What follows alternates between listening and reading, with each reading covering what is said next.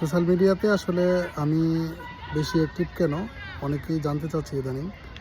আসলে 2005 সালে প্রথম আমি কম্পিউটার কিনি।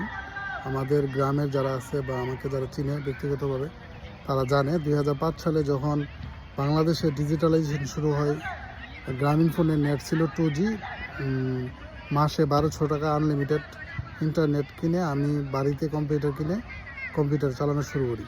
তো দেখা গেছে কি তখনকার সময় আমাদের মূল ছিল কম্পিউটারে ইউটিউব তখন আসে নাই, আমরা ইয়াহু ওয়েবক্যামের মাধ্যমে বাংলাদেশ থেকে বিদেশের লোকজন দেখে কথা বলার ব্যবস্থা ছিল। আমার বাড়িতে এরকম অনেক মানুষ, আমাদের এলাকার অনেক মানুষ গিয়ে বাহিরে বিদেশে থাকতো যারা, তাদের সাথে ভিডিও কলে কথা বলতো হেডফোন লাগিয়ে ইয়াহু ওয়েবক্যামের মাধ্যমে। তখনকার সময় হোয়াটসঅ্যাপ, ইমো, ফেসবুক তেমন কিছুই ছিল না। ঠিক আছে, তো আসলে ডিজিটালাইজেশনটা বাংলাদেশে আমাদের হাত দিয়ে আসে।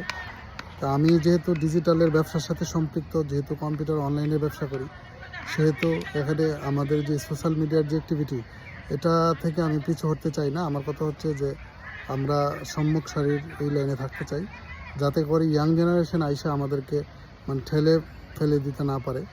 এই কারণে সোশ্যাল মিডিয়াতে আছে। আর এখানে তো সবচেয়ে বড় বিষয় হচ্ছে যে কন্টেন্টের উপর ইনকাম আসে। তা আমি তো কয়েকদিন আগে বলছি, তো আমিও এই জন্যই আসলে অ্যাক্টিভ সোশ্যাল মিডিয়াতে।